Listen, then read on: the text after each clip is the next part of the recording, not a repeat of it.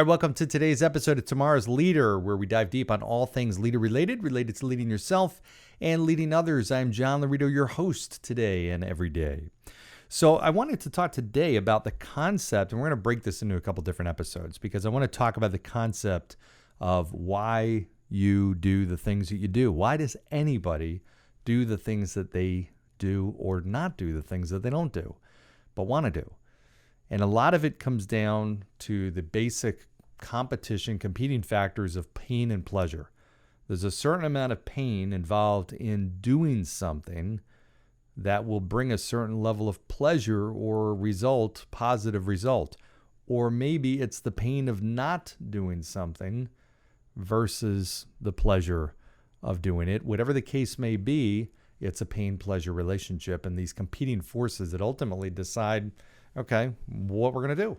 So when I think about, okay, I want to eat better and I see this great pizza, which is one of my favorite foods, and I'm like, oh God, I know that I really want to get in better shape and I really need to lose some weight, and this pizza is definitely not going to help me, but it looks so good. So the pleasure of eating that pizza and tasting it, oh, I can taste it right now. Wow. Oh, I can smell it. The pepperoni, gooey cheese. Oh, wow. The pleasure is just so high.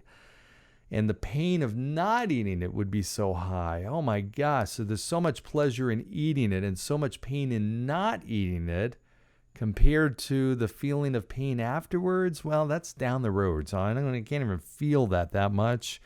Or the pain of feeling like I'm not in as good shape. That's still fuzzy. It's so far down the road. The pleasure is right now. And the pain of not eating it is right now.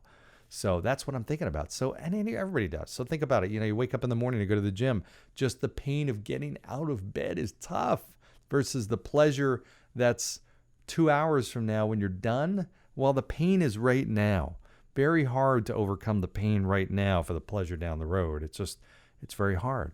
But here's another thing. I'm going to go into that topic in a lot more detail in another episode. But I want to talk about incentive.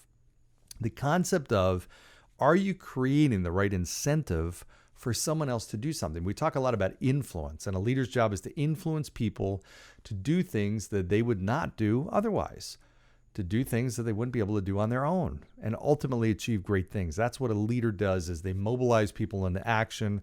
They create a certain level of collaboration and camaraderie, and ultimately create cultures that do, and organizations that do phenomenal things. But that's leadership. It's helping people do things that they wouldn't normally have done. What does that come down to? Well, a lot of that is, what is the incentive for somebody to do something? So I'll give you an example. When and it doesn't matter what it is. I mean, if I'm a kid and my parents are asking me to, or telling me to do chores and I've got to do the dishes, well, my incentive to do that is probably going to be avoidance of negative consequences. So if I don't do it, I will get punished. Maybe I'll get my phone taken away from me. I won't get my allowance, whatever the case is. That's my incentive. My pleasure for doing it, I don't have any pleasure. My pleasure is the avoidance of the pain. Okay, that actually can work. Now, is that the way to ultimately get somebody to do something long-term? Not the best way, because that's just going to be a pain avoidance thing. But ultimately, do you have the right motivations and positive reinforcement tied to a specific task? I can't remember if I told the story or not, but I remember one of the funniest jobs I had in college was I was a security guard for this huge distribution warehouse for one of these, I don't know, it was Del Monte or whatever, DuPont, whatever, I don't know.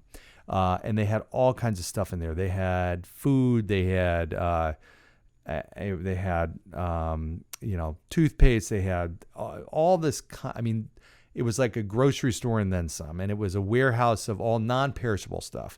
And it was there, and trucks would load up and take it to the, places, the supermarkets and whatnot. So my job, and I used to work at all kinds of crazy hours. I'd work 2 double shifts on Saturday and Sunday. So it was like 7 a.m. to 11 at night. And so many funny stories with this job. But one of the things I had to do is I had to go through, I forget what it was, maybe every 2 hours or hour and a half, I had to walk through this long journey basically through this huge, scary ass warehouse. And this was like, picture 2 airplane hangars of like 747s, like enormous planes, like American airline types of airplane hangars put together. It was that big. It was enormous. It was probably the largest building I've been in aside from like the Boston Convention Center, but it was huge, this big, vast open space with these huge, aisles that went up like 30 feet, and it was dark. I mean, at night it was dark. There was no lights in there, and it was creepy. I'd have to go through, and there were some freezer areas I had to go into, I remember, and it was just this long path that you had to memorize, and you had all these different key locations. So I had a key that I had to stick in this little slot. I had to turn it, and that would document that I went to that station and what time I went to. And I had to go to like 15 different stations with every security check. Needless to say, it was like, at night, especially at 10, 11 o'clock at night, it was on a Saturday, it was pretty scary. I mean, like, it was dark. Nobody was in there except for whatever animals might have been in there and any kind of bad guys maybe. So my job was, I had a flashlight and I had a walkie-talkie, and that was it. And I walk around and hopefully not run into anybody that, had some ulterior motives. But I remember getting trained for it, and they're like, okay, so here's what you got to do, blah, blah, blah. And I asked the question, I'm like, so what do I do? What if I were to see somebody that broke in and is in there, like, what do I do? And they're like, well, you engage them and order them to leave and blah, blah, blah, and stop them from stealing and this and that. And I'm like, nope, not going to do that. And I'm like, wait a sec. Do you really expect us? There's a guy in here potentially with a weapon. And here I am, a college kid. I got my whole life in front of me. You're paying me whatever, $7 an hour. And I'm with my walkie-talkie. What am I supposed to throw my walkie-talkie at him? Like, I have are you going to give me a gun? Do I have like a weapon? I mean, like, legit. I'm not going to do that. Nope. I'm not going to do it. Not going to that. No, not going to that. No, not at this juncture. Not going to that. It's my George Bush Sr. impersonation. But no way am I going to do that. Are you kidding me? Like, why would I? No. So it's funny, like, why would somebody expect me to do that? Just because they said to do it? Okay, I guess maybe, yeah, I'm a college kid. I want my job. So, okay, yep, I'll do that. But there's no way when that happened, then I'm going to do that. I'm out of there. Hey, listen, man, what are you trying to steal? Go for it. I'm just going to turn the other way. You do your stuff. I'm going to do my stuff. A couple more stations. I'll be out of here in a few minutes, and wish you all luck. Honestly, like, why? I had no incentive to risk my life to protect a few containers of toothpaste.